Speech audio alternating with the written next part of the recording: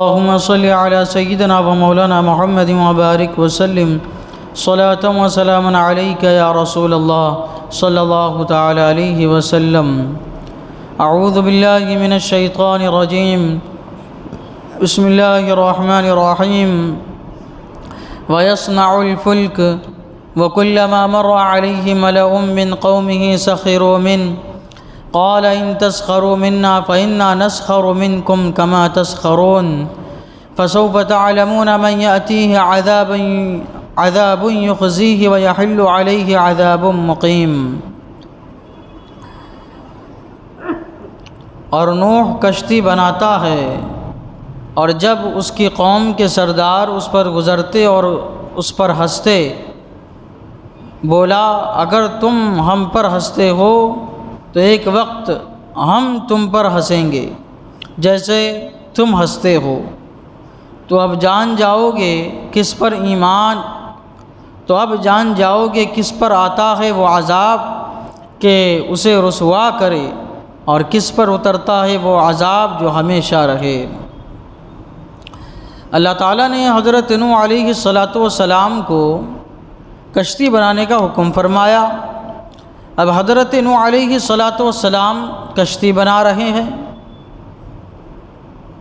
کہ نوح علیہ السلام جب کشتی بناتے تھے تو یہ کفار و مشرکین جو آپ پر ایمان نہیں لائے تھے، وہ جب آپ کے قریب سے گزرتے تھے تو مذاق اڑاتے تھے، ہنسی کرتے تھے، ٹھٹا کرتے تھے.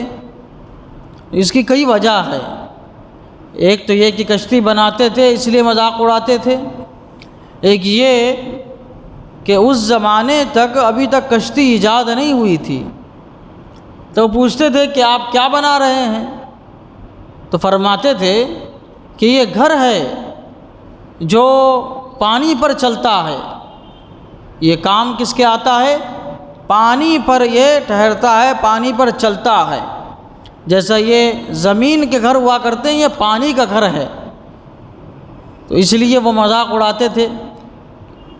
اور دوسری بات یہ ہے کہ وہ لوگ رہتے تھے خشکی میں، یعنی زمین تر نہیں تھی اور سمندر دریا بہت دور تھے. انہوں نے کبھی کشتی دیکھی نہیں تھی.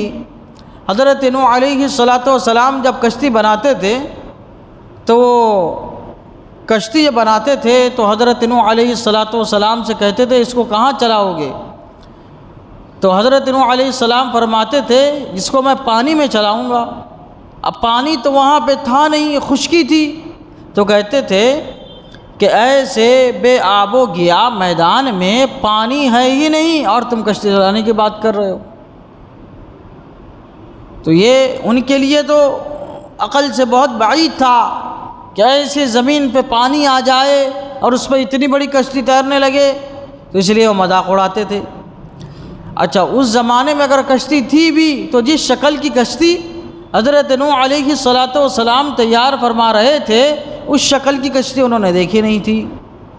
اس کی شکل کیسی تھی؟ جیسا کہ بڑا مرغا ہوتا ہے تو اس کے جو سینے کا حصہ ہوتا ہے اس حصے کی طرح اس کشتی کی شکل تھی.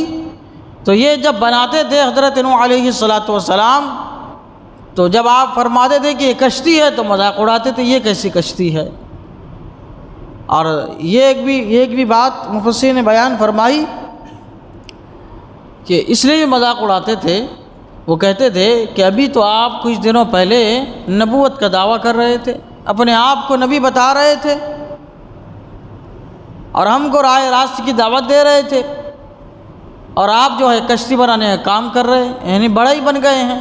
پہلے آپ نے نبوت کا دعویٰ کیا اور آپ کیا بن گئے؟ بڑا ہی بن گئے ہیں.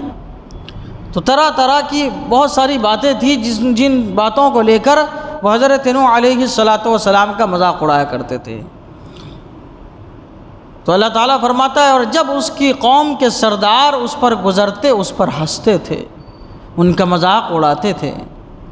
تو حضرت نوح علیہ السلام نے صبر فرمایا. پھر آپ نے جواب دیا، آپ فرمانے لگے اگر تم ہنستے ہو ہم پر تو ایک وقت ہم تم پر ہنسیں گے جیسا تم ہنس رہے ہو. یہ آپ نے فرمایا. اور وہ کون سا وقت ہے؟ عذاب کے آنے کا وقت ہے، پانی کا جو عذاب آئے گا، جیسے تم ہمارا مذاق اڑا رہے ہو ویسے ہی ہم بھی تم پر ہنسیں گے۔ لیکن حضرت نوح علیہ السلام اور مومن کیسے ہنسیں گے، ان کا بدلہ لیں گے؟ ایسے نہیں جیسا کہ یہ لوگ بدلہ لیتے ہیں، بلکہ حضرت نوح علیہ السلام کا بدلہ یہ ہوگا کہ جب طوفان آئے گا، حضرت نوح علیہ السلام اور آپ کے ماننے والے کشتی پر سوار ہوں گے اور یہ لوگ ڈوب رہے ہوں گے، تو حضرت نوح علیہ السلام اور آپ کے ماننے والے ان کو دیکھیں گے، وہ روئیں گے، چیخیں گے، چلائیں گے، اور یہ ان کو دیکھتے رہیں گے اور کہیں گے تم تو ہمارا مذاق اڑاتے تھے۔ تو یہ جو کیفیت ہوگی ان کی، ایک تو پانی میں ڈوبنے کی کیفیت اور اس کی تکلیف اور اللہ تعالیٰ کا عذاب، اور ایک یہ کہ ہم ان کا مذاق اڑاتے تھے اور آج ہم خود ہی پانی میں ڈوب رہے ہیں۔ اس طرح جو ہے پھر جب قیامت کے دن ان کو جہنم میں ڈالا جائے گا اور جہنم کی آگ میں جب یہ جلیں گے تو حضرت نوح علیہ السلام اور ان کے ماننے والے ان کے پاس سے گزریں گے تو یہ کہیں گے، یہ جو آپ کو نہیں مانتے تھے، ایک تو ان کو عذاب کی تکلیف ہوگی، اور دوسری بات جب ان کے چہروں کو دیکھیں گے تو ان کی تکلیف دگنی ہو جائے گی۔ یہ وہی لوگ تھے جن کا ہم دنیا میں مذاق اڑایا کرتے تھے، ان کی بات کو تسلیم نہیں کرتے تھے، ٹھٹا کرتے تھے، جادو سمجھتے تھے۔